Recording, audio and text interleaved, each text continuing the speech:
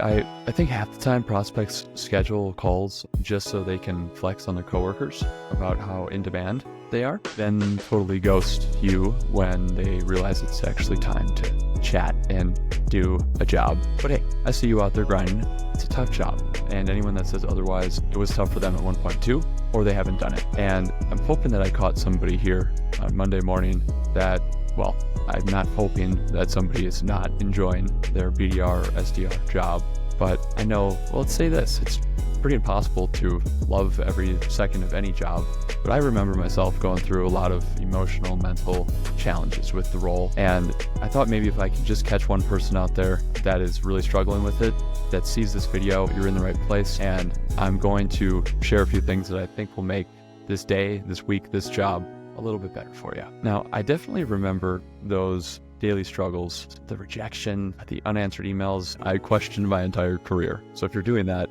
you're in great company. I shared a story in a previous video that I called my parents crying at, 6 times as a 22-year-old adult when I was a BDR. Those are normal feelings in this role. And that's probably the last thing you want to hear right now. Hang with me. I'm going to put a perspective on this that I guarantee you haven't heard before, and I guarantee you it will have you seeing this job different than you do right now in just 6 minutes of watching. So let's break down how you can not only survive this role, but actually start crushing it as a BDR, SDR, and maybe even enjoying your job a little bit. So let's start with the struggles we all know to breakdown. First up, cold calling.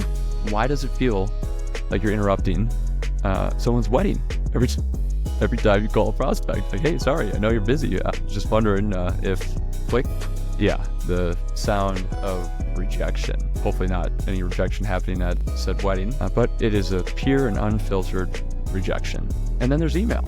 You've spent 30 minutes crafting the perfect email, complete with clever subject line, of course, maybe even a little joke in there, personalized touch, only to see it open and close faster than my last Hinge match. I was going to say your last Hinge match, but I realized that applies here. So one of those seen but never heard emails. And we don't want to forget the classic follow-up vortex, I like to call it. Send the first email, nothing. Second email, nothing. And by the 5th email, you're basically like, hey, dude, dudette, checking to see if you're still alive and also interested in the solution. Spoiler, they're not. All right, so now that we got that on the table, we're both feeling it, you and me, here's why the struggles actually matter. And this is the shifting of your perspective. So walk with me here on this one.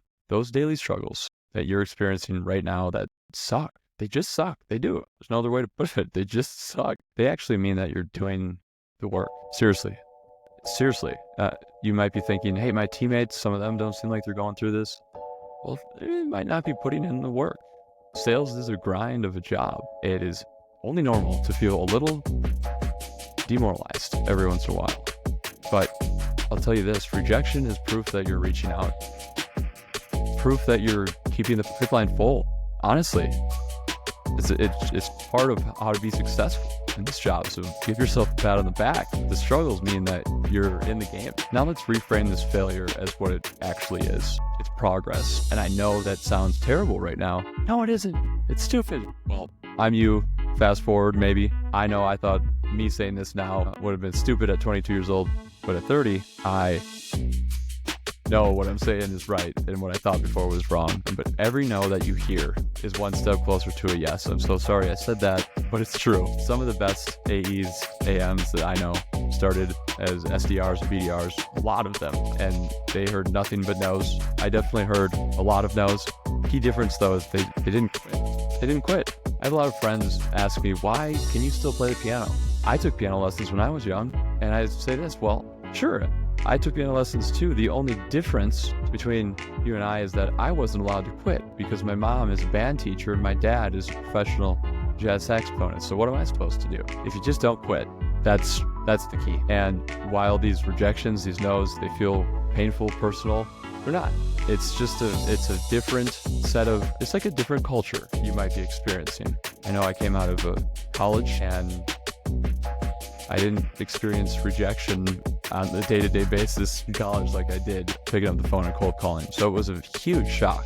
And that might be what you're feeling. And I promise you, I know it sucks to feel like you're screaming into the void on the phone sometimes. But the truth is, the SDR and BDR roles are not about just getting meetings. It's about building resilience, mastering short, concise, and valuable communication. You probably don't even know how much you've improved at communicating in this business world.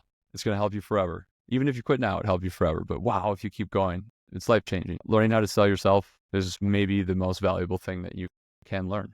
You're going to use these skills forever.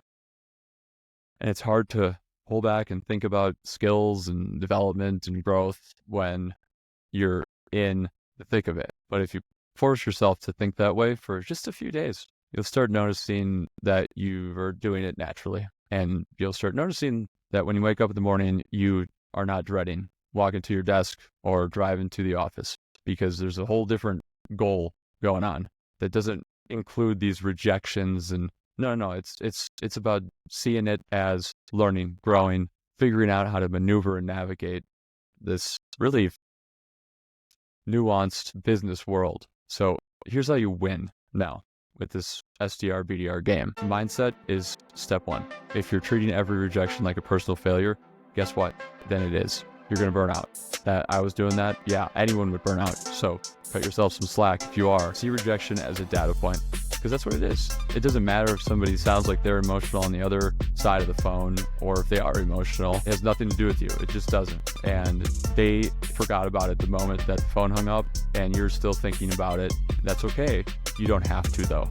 You don't have to think about it. That was hard for me to learn. We see it as data, though. So what worked, what didn't work, right? So now we're looking at it like Sherlock Holmes. We're looking through the magnifying glass, Inspector Gadget. So we adjust, we move on, and we're building our own path here, and that's what we're focused on. We're not focused on Johnny Anger Pants, who just can't seem to have a friendly conversation whenever you call Johnny Anger Pants. Step two, working smarter. So for cold calls, put a framework into place, put a structure into place like you might with your morning routine. Maybe it's open with curiosity. Hey, Johnny Anger Pants, quick question for you. I've called a few times. Are you still managing blank pain point? Then throw a pause in, because the pause is the secret weapon. And it's fun when you start thinking of these like little tricks in your bag, little arrows in your quiver, because these are lifelong little communication bits that are going to make a huge difference for you. Same can go for emails. In fact, I would highly recommend doing this. I found emails to be very fun later on in the role of an SDR BDR, because it became more of a game, less of a personal, it's just like figuring out how to do well in the job and having fun with it. Keep the emails super short, make it about them, 100% about them, and end with a clear call to action. Don't ask for a quick chat. Nobody wants to chat quickly. Instead, try asking if they have, free 15 minutes next Tuesday. Make it specific and make it easy for them to say yes. In fact, make it be Gordon Ramsay with how you serve up the messaging, looking for these cool ways to make it really easy for somebody to just say yes, and see if that gets you more responses, because it will. And then it's really fun. See it in those trends and those data points. And for for voicemail, for the love of everything good, stop with the robotic voicemails. First of all, that's not you. That's like the first YouTube videos I was making. Robot this, robot that, no personality. Nobody wanted to watch that. Say their name, be human, tease a little value. Hi, Johnny Anger Pants. This is Adam with Company X. I have a quick idea about how to solve a pain point that I mentioned in a previous email to you. If you're curious, give me a call back at blah, blah, blah, blah. Short, sweet, effective, and it's kind of fun. Okay. If you hung with me, you rock, and stick with it. Do something alongside the job. Maybe you make a blog about it. Maybe you write LinkedIn posts and get, see who else is experiencing challenges. Maybe it turns into a little community. Maybe it's a big community. Maybe it's a meeting person in a city. The pain, the struggle, did I screw up with my career by going this route? You can be the one that helps everyone else feeling that, and gives them comfort because you're pushing through it. Remember, the struggles are normal. It means you're being challenged. And that's a beautiful thing. Rejection is progress. It actually is in sales. It really is. Ghosting means your pipeline's full. Remember that one? That's very true. And every little win is building skills rapidly, so fast, and it'll just be some days, maybe a year from now, maybe 6 months, and you're going to realize you're using one of these skills and just be like, holy crap, this is awesome. Every great AE was once an SDR who didn't quit, and you're not just cold calling or sending emails. You're not doing that. Get that out of your head. You are building a foundation for an incredible career. And in fact, I think you're in the best spot you could be. So trust, have some faith in that, have some faith in the words I'm saying to you, and I'm here to help. Comment, and I will answer. If you want to have a further conversation, if you want to talk on the phone, I got you. Stick with it, because you've got this. If this video hit home, do me a solid. Make sure to like, please subscribe. The more subscribers that I'm able to get, the higher quality of video I will be able to, and content I'll be able to bring to the table for all of you. I started this channel because I wanted to provide some guidance for what feels like often a very abstract, crazy, nonsensical job and world with SDR, AE, BDR, top of funnel sales. And so I appreciate everyone who's watched so far. Share it with your fellow SDRs, BDRs. If you've got someone in your team struggling, toss them this video.